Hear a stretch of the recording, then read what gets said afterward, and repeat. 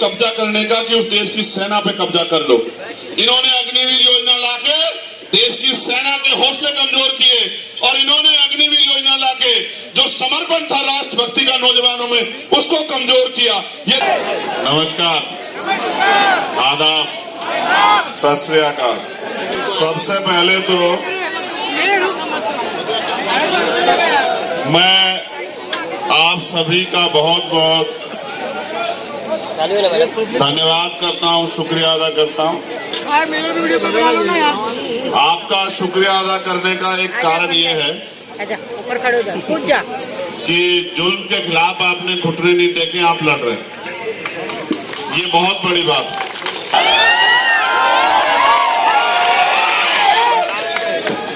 आज धारावी की ये ऐतिहासिक जमीन, इस धरती को नमन करता हूं और समय समय पे भारत की धरती पे जन्मे सभी संतों, गुरुओं, महापुरुषों को नमन करता हूं और धन्यवाद देता हूं हमारे सभी नेतागणों का जिन्होंने मुझे यहाँ आने का मौका दिया। भाई जाहिद अली शेख जी, शेख आफ्ताब आलम जी, फहीम सईद जी, नौशाद सिद्दीकी जी, बुल्लो सैयद जी, अतीक अहमद जी, मिर्जा माजिद जी, जावेद अली जी, मिराज शेख जी, परवेज शेख जी, कपिल सलमानी जी, दानिश शेख जी, नूर हसन जी, आरिफ खान जी, नरुलक, शकील शाह, सादात, रंजीत, SK संरूल, टाइगर सलमान, आजम खान, इमरान शेख, अफजल शेख, जिसान शेख, मोहसिन खान, इरफान अंसारी, ये सब हमारी टीम के लोग हैं। इनका धन्यवाद। हमारी जो लीडरशिप है उनका धन्यवाद। अशोक भाई, कैलाश साहब, हमारे लीगल टीम के साथी वकील साहब, नितिन जी, जितने इस मंच पे तमाम पार्टियों के लोग बैठे हैं, हमारे प्रदेश के अध्यक्ष आनंद साहब, जीतू भाई, अविनाश जी, सुनील साहब, अविनाश भाई, अगर ये लोग ना होते तो मैं आपके बीच नहीं होता। भाई इसको रोक दो ना आप थोड़ी देर। ये लड़ाई लड़ना चाहते हैं तो पहले लड़ाई के लिए तैयार हो जाओ। जलते घर को देखने वाले, फूस का छप्पर आपका है, आग के पीछे तेज हवा है, आगे मुकद्दर आपका है।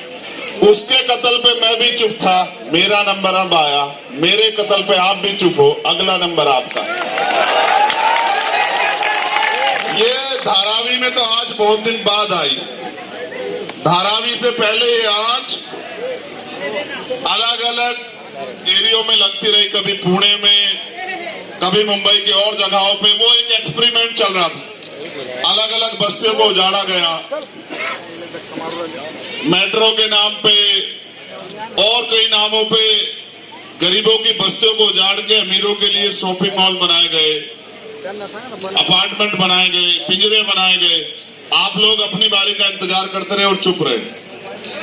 खामियाजा ये हुआ कि जैसे मुझसे पहले वक्ताओं ने कहा कि आग अब आपके घर की तरफ आ गई। जब आज आपके घर की तरफ आए, आपको बेचैनी हुई, होनी भी चाहिए, कम से कम आज तो बेचैनी करो। जो लोग यहाँ बड़े पैमाने पर जुटे हैं वो मुझसे बहुत उम्मीद रखते हैं, इसलिए उन्होंने मुझे बुलाया। एक बात मेरे कान में धीरे से ये भी कही गई कि यहाँ के नेता, कॉर्पोरेट, क्या के कौन कौन बिके, कारपोरेटर बिके, विधायक बिके, MP बिके,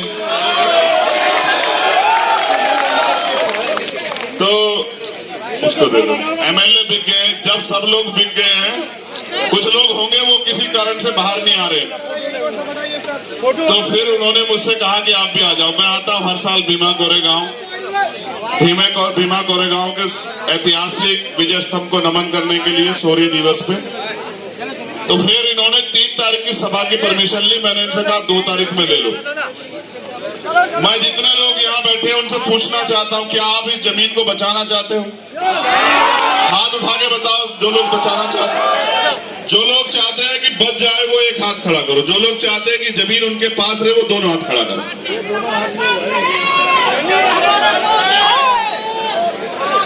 ये तमाशबीन लोग हैं जो उधर खड़े। जो लोग हाथ नहीं उठा सकते वो लड़ लेंगे क्या? मैं तो तुम्हें चेक कर रहा हूं कि तुम लड़ सकते हो। दोनों हाथ उठा जोर से ऐसे। आज जगाने पड़ते हैं ना, सोए हुए लोगों को जगाना पड़ता है, तब होती बात। देखो मेरी बात गौर करो, ये रास्ता है क्या बीच में? तो तुम लोग आगे आओ, थोड़ा उसको रास्ते को बना रहने दो, वरना तो बात खराब हो जाएगी। थोड़ी सी जगह बनाओ कि लोग आसानी से आते जाते रहे। मैं धन्यवाद देता हूँ यहाँ के एडमिनिस्ट्रेशन का, पुलिस के लोगों का भी, जिन्होंने हमें परमिशन दी कि हम अपनी बात यहाँ रखते हैं और उनकी बात को बल मिले। देखो मैं आपको वापस लेके चलता हूँ जब 14 अगस्त को देश गुलाम था। कब? 14 अगस्त 1947।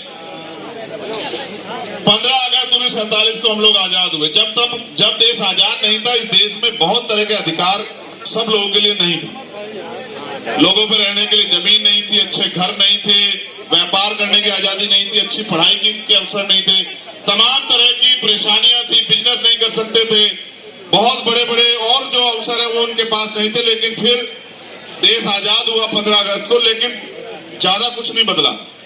14 तारीख को जिनके पास जमीन नहीं थी, 15 तारीख को उनके पास जमीन नहीं आई। जिनके पास रोजगार नहीं थे, बिजनेस नहीं थे, रोजगार नहीं आए। जिनके पास नौकरी नहीं थी, नौकरी नहीं आई। जिनके पास घर नहीं थे, उनके पास घर नहीं आए। जिनके पास और अवसर नहीं थे, वो अवसर नहीं पैदा हुए। वो अवसर कैसे पैदा हुए? अवसर पैदा हुए जब 26 जनवरी 1950 को देश में भारत का संविधान लागू हुआ।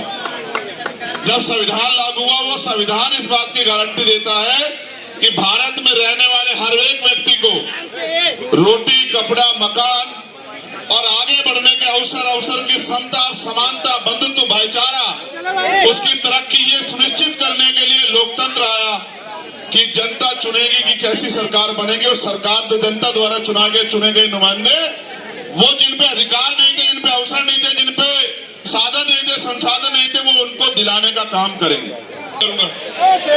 नहीं जानते हो तो जान लो, मैं यहाँ का बिकाऊ नेता नहीं हूँ। अगर अपनी पे आ गया तो आज ही सब ठीक कर दूंगा, याद रखना।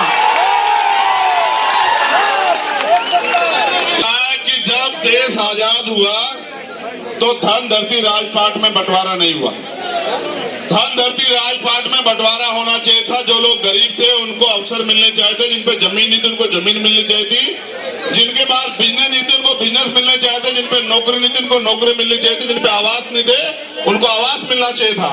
लेकिन सरकार ने ऐसा कुछ नहीं सोचा। तब से लेकर आज तक जो भी सरकार बनी, हमेशा पैसे वालों के बारे में उन्होंने सोचा। वो पैसे वालों के बड़े बड़े लोन माफ करती है, पैसे वालों को जमीन देती है, बड़े बड़े फैक्ट्री वालों को जमीन देती है और गरीबों की जमीन को छीनने का काम करती है। आप यहाँ कह रहे हैं कि आपसे बिट में पूछा नहीं गया, अडानी को दे दिया गया। आप याद करो, जब किसानों के खिलाफ कानून बने, किसानों से नहीं पूछा गया। अभी ट्रक ड्राइवर, तमाम तरह के ड्राइवर सड़कों पे है, ड्राइवरों के खिलाफ कानून बना, उनसे नहीं पूछा गया। जब सीए, एनपीआर, एनआरसी पे कानून बना तो मुस्लिम भाइयों से नहीं पूछा गया, बुद्धिस्टों से नहीं पूछा गया, ईसाइयों से नहीं पूछा गया। ये सरकारें पूंजीपतियों की गुलाम। अडानी, अंबानी ने देश के बहुत सारे चैनल खरीद लिए हैं, इनको अपना प्रचार कराना है। आपकी मेहनत की कमाई, जो टैक्स की कमाई है, उस पैसे से इस देश की सत्ता में काबिज होना है। आपका खून चूसना है, सरकारों का धर्म बन गया है। और आप देखो, आपके टैक्स के पैसे से चलने वाली सरकार आज आपको उजाड़ देना चाहती है। आप महसूस करो, अभी कितना पैसा खर्च करके सरकार गिराई, इन लोगों ने गिराई या नहीं गिराई? कितने लोगों को ईडी, सीबीआई, इनकम टैक्स से डरा, क्यों डराया? क्योंकि अडानी को आपकी जमीन सौंपनी है। ये 600 एकड़ जमीन है, ये आपने सींच के तैयार की। ये कभी बंजर जमीन होती थी, गड्ढे होते थे, आपने इसको तैयार किया, मेहनत किया, आज आपने तैयार कर दिया तो उनको बुरा लग गया है। वो आपको इंसान नहीं समझते, गरीबों को कीड़े मकोड़े समझते हैं। उनको लगता है कीड़े मकोड़ों को शहर से बाहर रहना चाहिए। मैं सरकार को यह बताना चाहता हूं कि भारत का कोई भी इंसान कीड़ा मकोड़ा नहीं है, उसका भी इतना अधिकार है जितना अडानी, अंबानी का अधिकार है। सरकार इस बात को याद रखे। ये हमारी जमीन है, आपने जो तय किया बहुत अच्छी बात है, लेकिन मैं आपको ईमानदार से कहता हूं, अगर आप चाहते हैं लड़ाई लड़ी जाए तो 1 लाख घर है यहाँ, एक घर से एक आदमी तैयार हो जाओ। सरकार की जमीन खींच लेंगे, अपनी एक की जमीन नहीं देंगे सरकार को। सरकार याद रखे। सरकार को क्या लगता है हम आजाद भारत में गुलाम हैं? हम गुलाम नहीं है। वो जानते हैं गरीब और कमजोर वर्ग के लोग रहते हैं और उनकी असल लड़ाई क्या है?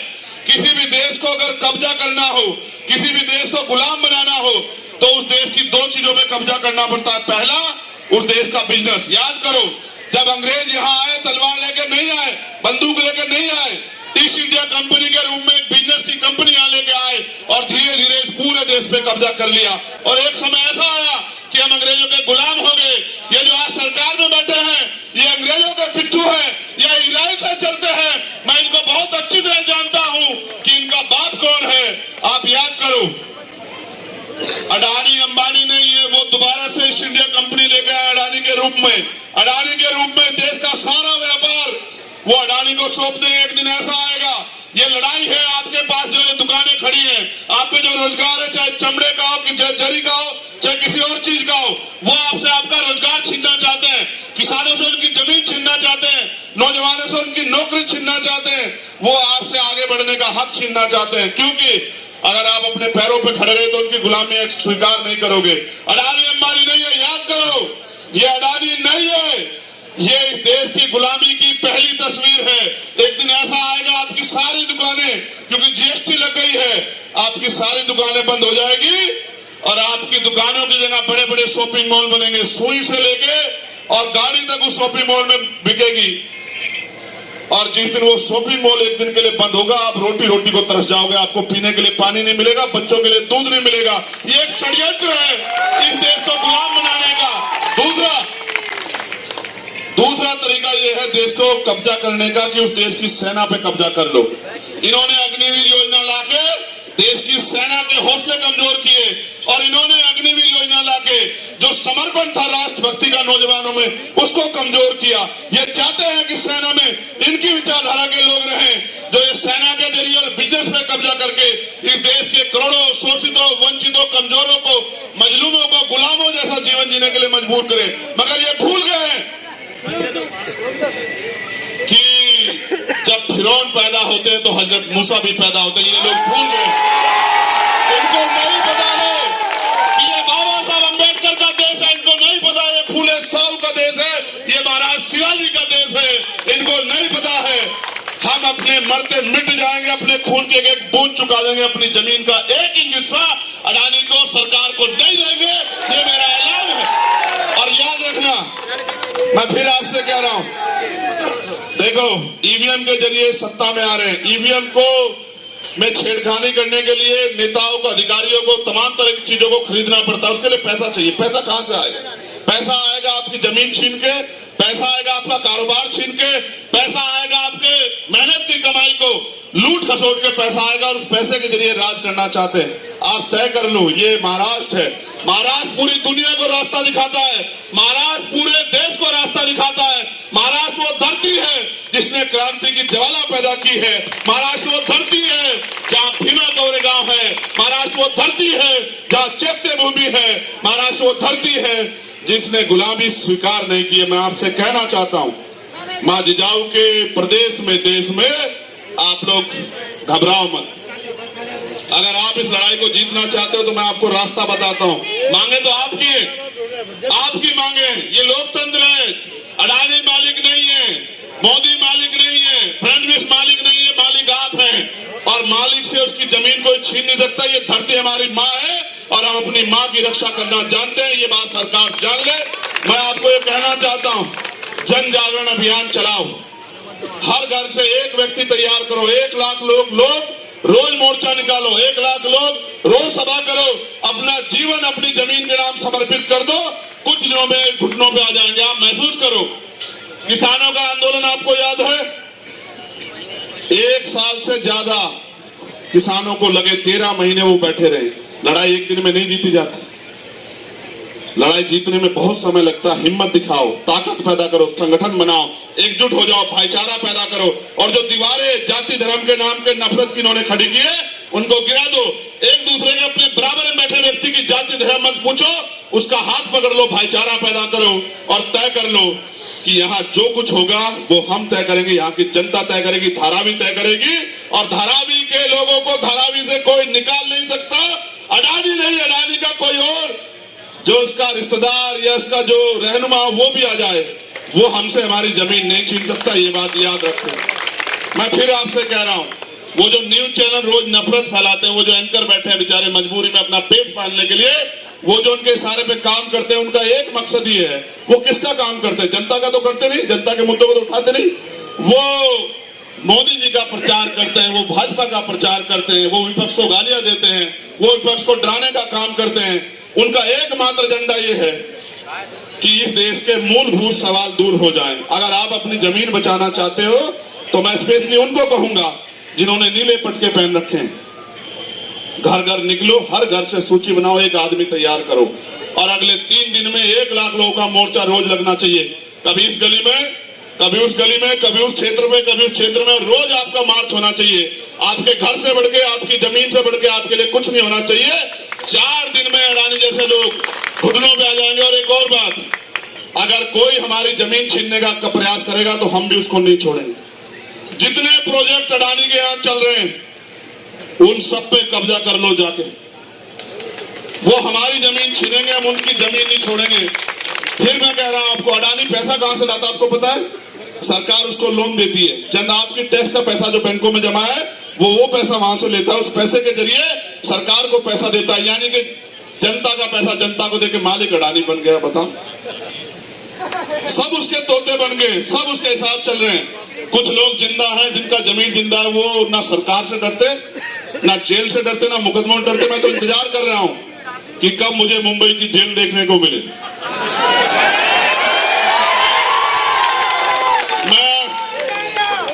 ये शेर भी जानवर होता, हम तो इंसान, उसमें भी इंसानियत नहीं होती है। सुनो, हम 4 साल से ज्यादा जेल में रहे और 2 बार दिल्ली की जो सबसे बड़ी जेल है एशिया की, तिहाड़, उससे भी मास्टर डिग्री करके आए। हमारा एक ही धर्म है कि हमें इंसानों की हिफाजत करनी है, उनके अधिकारों की हिफाजत करनी है, उनकी जिंदगी में बदलाव लाना है। और जो नेता सीबीआई इनकम टैक्स से नहीं डरता, उसमें गोली चलती है। मुझे 4 गोली मेरे ऊपर चलाई, मेरे जख्म अभी हरे। इनकी गोलियों से मरने वाला नहीं, क्योंकि आप बहुत सारे लोगों की दुआएं, प्रार्थना, आशीर्वाद माओ बहने को मेरे साथ है। और अपने मरने से पहले मैं लाखों लोग इस देश में ऐसे तैयार करके जाऊंगा जो शहीद आजम सरदार भगत सिंह को अपना नेता मानते होंगे, शहीद उधम सिंह को अपना नेता मानते होंगे, अशफाक उल्लाह खां को अपना नेता मानते होंगे, वीर अब्दुल हमीद को अपना नेता मानते होंगे। ऐसे ऐसे लोग तैयार कर, और बहुत सारे लोग तो तैयार। मैं जीतू भाई से भी कहूंगा, तुम यहाँ रहते हो मुंबई में, मुंबई के लोगों को तकलीफ होती, तुम क्या करते हो? सुनो, अभी इस मैंने धारा भी देखी, वो देखा था ना काला मूवी, आपने देखी क्या काला मूवी? मेरा तब से मन था धारा भी आने का, वैसा ही हो रहा है। और तो अच्छा, मगर उनको नहीं पता ना, उसमें तो एक काला था। यहाँ तो बाबा साहब अम्बेडकर की धरती पे हर घर में एक काला बैठा, उनको पता नहीं है ना। सुनो, एक काला को दबा सकते थे, रोक सकते थे, इतने तैयार हैं। किस किस को रोकोगे? अच्छा हुआ वो पहले मूवी पहले आ गई कि हमें पता लग गया कि आप क्या करने वाले और किस हद तक जा सकते हो। ये भी याद रखो, वो मूवी आप पे उदाहरण है, और आपको लड़ना कैसे ये भी जान लो। ये लोकतंत्र है, आपके पास वोट की ताकत है। आप चाहो तो अडानी के जो मालिक है उनको भी जमीन चटा दो, उनको भी जमीन चटा दो, आपके पास वोट की ताकत है। ठीक है, डरना बंद करो, घबराना बंद करो, हक के लिए। ये अधिकार जो आज हम मोर्चा लगा रहे, कौन देता है? पुलिस थोड़ा देती है, एडमिनिस्ट्रेशन, ये हमें संविधान देता है। हम अपनी जो बात रख रहे हैं, अधिकार हमें संविधान देता है। और अगर हम अपने हक के लिए सड़कों पे आते हैं, ये अधिकार भी हमें संविधान देता है। जब देश का संविधान हमारे साथ है और देश की रक्षा करने वाली इंस्टीट्यूशन, पुलिस और तमाम लोग हमारे साथ हैं, ये भी तो हमारे साथी हैं, पुलिस के लोग। इनको भी नहीं पता ना कब ये लोग प्राइवेट हो जाएंगे, नहीं पता ना इनको, कब इनकी नौकरी छीन के इनको भी कह देंगे कि अब से आप जो है 20,000 रुपए महीना पे हो, करना हो करो वरना घर जाओ। किसी को नहीं पता ना इस देश में क्या होने वाला है। मैं कह रहा हूं सब खतरे में है, हिंदू ना खतरे, मुसलमान ना खतरे में, ये देश खतरे में आ गया आज। ठीक है, अगर इस देश को बचाना तो एकजुट हो जाओ, भाईचारा पैदा करो और तानाशाही ताकतों को मुंह तोड़ जवाब दो। लोकतंत्र है आपकी वोट की ताकत के आगे बड़े बड़े सूरमा।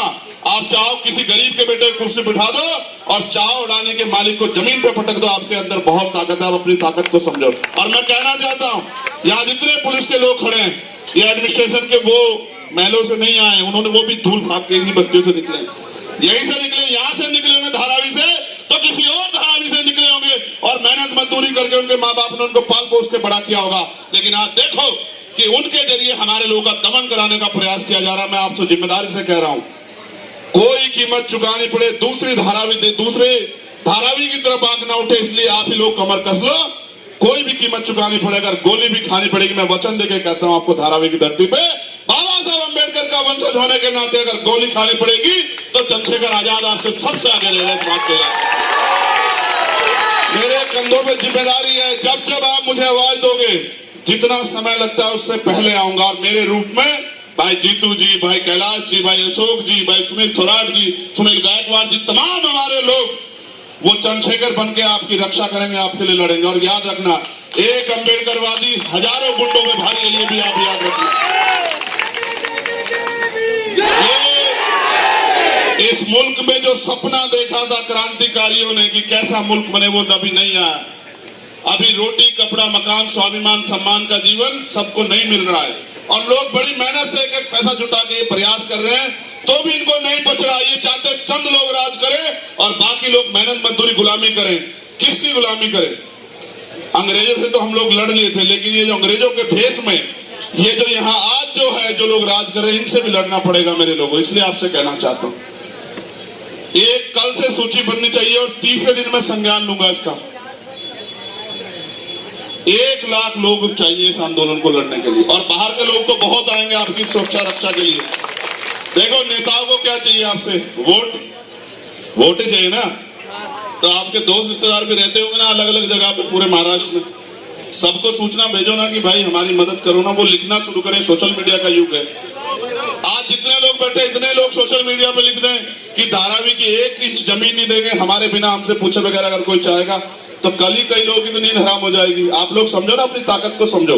अगर मेन मिस्ट्री मीडिया नहीं दिखाएगा, अखबार नहीं दिखाएगा, तो अपनी मुंह को साधन बनाओ ना, बोलो ना, रोज बोलो, चिल्लाओ। सोशल मीडिया है, जो अडानी जियो लाया, अडानी का जियो, अंबानी का, अच्छा वो अंबानी ने दिया, जो वो जियो तमाम लाया ना, उन्हीं का फायदा उठाओ। सोशल मीडिया तमाम चीजें ना, बोलो अपनी बात को, बनाओ ना अपनी ताकत, इकट्ठे हो जाओ ना, यूनिट होके यूनिटी बना के, और फिर यूनिटी बना के इसको लड़ो ना। मैं आपको कहना चाहता हूँ, ये हर बैठा शख्स आपकी लड़ाई को लड़ने आप आए हो ना, इनके साथ जरा खड़े हो जाओ एक बार।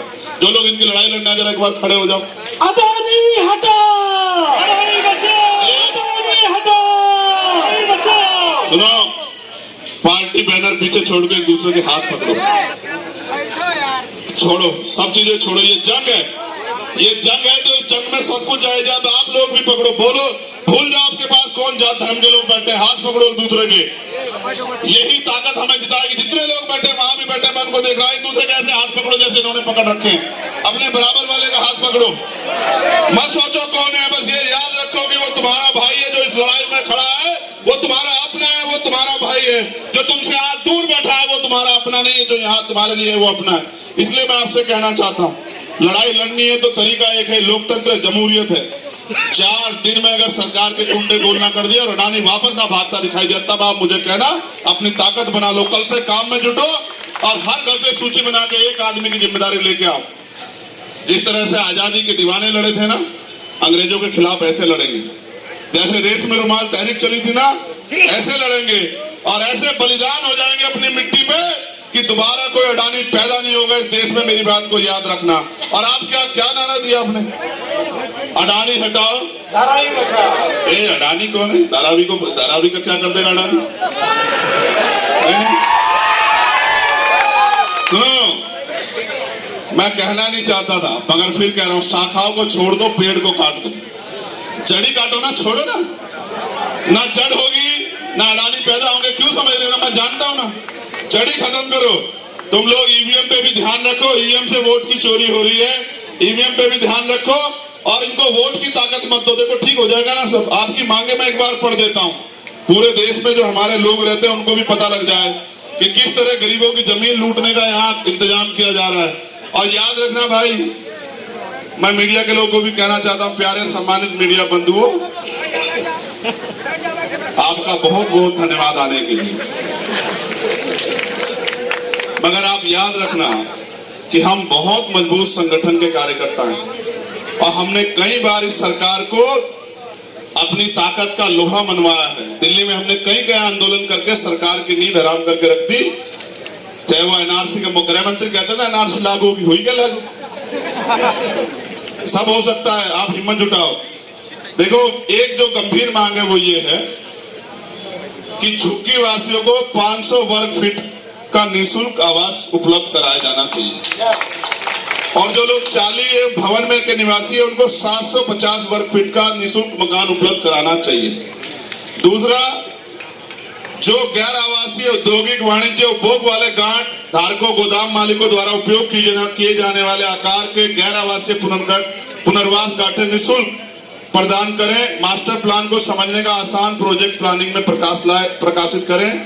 धारावी में झुग्गी झोपड़ियों के भविष्य की रखरखाव लागत के लिए प्रति पुनर्वास निधि 25 लाख का प्रावधान करें। धारावी में सभी नवस्थापित वाणिज्य औद्योगिक शैक्षणिक संस्थान प्रतिष्ठान में उपलब्ध नौकरियों में धारावी के बेरोजगार युवाओं को 80% आरक्षण प्रदान करें। मध्य रेलवे, हार्बर रेलवे और मध्य रेलवे सटी झुग्गियों पर रेलवे को आपत्ति नहीं होनी चाहिए। उनका सर्वेक्षण करने के लिए डीआरपी या जिला कलेक्टर को भेजा जाना चाहिए। और क्या कोई मांग बची क्या? धारावी का विकास धारावी में होना चाहिए। धारावी का विकास ये सबसे महत्वपूर्ण है कि धारावी का जो विकास है वो धारावी में होना चाहिए। इनको 10 किलोमीटर दूर फेंकने की जरूरत नहीं है। सभी झोपड़ी वालों को आवास मिलना चाहिए, चाहे वो कल लगी हो चाहे 20 साल पुरानी हो, क्योंकि हर आदमी टैक्स देता है, चाहे वो झोपड़ी वाला हो या मकान वाला। आप सबसे टैक्स लेते हो तो सबकी सुरक्षा रख रखाव की जिम्मेदारी आपकी है। उनको देने के लिए जमीन आपके पास होनी चाहिए। और हमारे नेता मान्यवर काशीराम साहब कहते थे कि जो जमीन सरकारी वो हमारी। समझ रहे हो? जो जमीन सरकारी है, जोर से नारा लगा के बताओ, जो जमीन सरकारी है, जो जमीन सरकारी है। जब वो जमीन हमारी है तो अडानी कौन होते हैं साहब? समझ रहे हो ना? इसलिए मैं आपसे कहना चाहता हूं कि आप अपनी तैयारी पूरी रखो, हम लोग आपके साथ हैं। अगर यहाँ मोर्चा लगेगा तो पूरे देश भर में भी मोर्चा लगेगा, इसकी गारंटी मैं आपको देता हूं। धारावी के लिए हर प्रदेश में जिला मुख्यालयों पे, प्रदेश मुख्यालयों पे, दिल्ली में भी हम लोग मोर्चा लगाएंगे अगर धारावी के लोग इस लड़ाई को लड़ना चाहते हैं। अब ईमानदार से हाथ खड़ा करो, लड़ना चाहते हो बताओ। नहीं, ऐसे नहीं लड़ सकते, ऐसे बोलने वाले लोग नहीं लड़ते। भेड़ बकरियां कोई लड़ाई जीतती देखी क्या आपने? भेड़ बकरियां नहीं जीतती। आप योद्धा हो, अपनी ताकत को समझो। इसलिए मैं आप सबका धन्यवाद करूंगा और पुनः मैं आपको इस बात के लिए आश्वस्त करता हूं कि इस आंदोलन को हमारा पूर्ण समर्थन है। और फिर जो मैंने बात यहाँ दोहराई है, मैं उन सब के लिए संकल्पित हूँ। दुनिया में ऐसा कोई नोट नहीं बना जो मेरी राह रोक दे या मुझे खरीद ले। इसलिए बिना डरे, बिना रुके, बिना झुके इस लड़ाई को जब जब आप जितनी ताकत से लड़ोगे उतनी ताकत से हम आपके साथ हैं। पुलिस के साथियों से मैं कहूंगा, सरकारें बदलती रहती हैं, सरकारें इनको बनानी है, ये झोपड़ी में रहे या मकान में। कोई ऐसा गैर जिम्मेदाराना काम मत करना सरकार के इशारे पे कि आपको दुख हो। ये लोग गरीब लोग हैं, इनकी दुआओं में, इनकी प्रार्थनाओं में बहुत असर है। कोई ऐसा काम मत करना कि जिससे किसी गरीब का घर उजड़े, कोई ऐसी वो मत करना। हमारा आपका कोई झगड़ा नहीं है। मैं आपका धन्यवाद दूंगा, आपने परिस्थिति समझते हुए हालात को सही काबू किया। लेकिन आप समझो, आपसे लड़ाई नहीं, अडानी को आने दो ना। अडानी आ जाए ना, वर्दी छोड़ के आए ना, वर्दी का हम लोग सम्मान करते हैं। अडानी आ जाए ना, उसका स्वागत करेंगे ना हम लोग। अडानी आए ना अपने कुंडे लेके, फिर पता लगेगा अडानी को कैसे होता है। हमारे लोगों को मत बीच में मत रखे ना। अडानी आए कि मैं जमीन को छीनना चाहता हूं तो आओ ना, स्वागत है। और आज आ जाते, हम भी आ रखे ना, देख लेते आप में कितना दम है। इसलिए आपसे कह रहा हूं, अगर मुंबई झुक गई, धारावी झुक गई तो ये देश गुलाम होने में देर नहीं रहेगा। धारावी को झुकना नहीं, ये बात आप तय कर लो। जय जय जय जय जय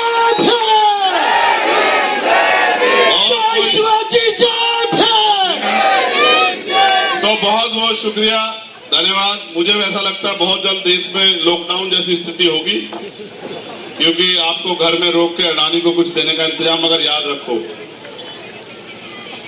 किसी चीज से नहीं हटेंगे पीछे, किसी भी चीज से नहीं पीछे हटेंगे। आपकी आंख से एक आंसू नहीं टपकने देंगे, खून टपका देंगे अपना, लेकिन किसी भी कीमत पे आपको कमजोर नहीं पड़ने देंगे। बहुत धन्यवाद। मीडिया के बंधुओं का भी धन्यवाद, पुलिस के लोगों का भी धन्यवाद, जिन्होंने परमिशन दी उनका भी धन्यवाद।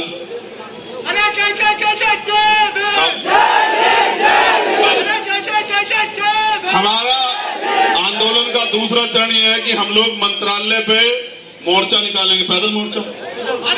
आज नहीं निकाल रहे हैं भाई, परमिशन करके निकालेंगे, बता के निकालेंगे आप लोगों को। आज आपने जो परमिशन दी वही, हम तो संविधान को मानने वाले लोग हैं। आज नहीं करेंगे, आज इतना ही है। सिर्फ इससे काम नहीं चलेगा ना, सिर्फ इससे काम नहीं चलेगा, मिलके इस लड़ाई को लड़ना पड़ेगा। तो अगला जो आंदोलन का चरण है वो ये है, क्या चरण है कि हम पैदल मोर्चा मंत्रालय पर निकालेंगे और उसमें बैठे हर व्यक्ति को जोड़ेंगे कि हमारी इस लड़ाई में साथ आओ। जो आज हमारे साथ नहीं किया वो हमारा है क्या? नहीं। भाई घर से बड़ा क्या होता है, इस घर को बनाने में पूरी जिंदगी लग जाती है ना। अगर इस लड़ाई में कोई हमारे साथ नहीं, वो हमारा हितैषी हो सकता है क्या? बताओ, हो सकता है क्या? तो जो हमारा हितैषी नहीं उसकी हमें भी जरूरत नहीं होनी चाहिए। इसलिए मैं आपसे कहूंगा कि अगला मोर्चा लगेगा, आप घबराना मत, मोर्चे में आना, डरना मत। कोई ताकत आपकी जमीन आपसे नहीं छीन सकती। हम सब लोग आपके साथ हैं। आप मोर्चे में शामिल होकर अपनी ताकत को बढ़ाना, जिम्मेदारी अदा करना और बस एक अपील करना, जैसे हमारे तबलीगी जमात के लोग लगाते हैं ना सुबह जगाने के लिए, ऐसे लोगों को इस मोर्चों से जोड़ने के लिए मदद कराना। ये लोकतंत्र है, जनता ही है ना सब कुछ ताकत। 13 महीने किसान रहे ना, तो अडानी का कर दिया ना, अडानी का इंतजाम, तो आप भी तो कर सकते हो ना, समझते हो ना। 700 किसानों की शहीदी पे एक शब्द नहीं था प्रधानमंत्री पे। इतना जोर है अडानी का प्रधानमंत्री पे, लेकिन हम पे नहीं है साहब। ठीक है, ये आपकी स्वतंत्र आवाज है, इसलिए बहुत बहुत धन्यवाद। जोर से मेरे साथ नारा लगाओ, जय भीम, जय भीम, आवाज दो, आवाज दो। बहुत बहुत शुक्रिया, आदाब, नमस्कार, सत श्री अकाल, सलाम, जय भीम। आज की सभा समाप्त हो गई। जय भीम।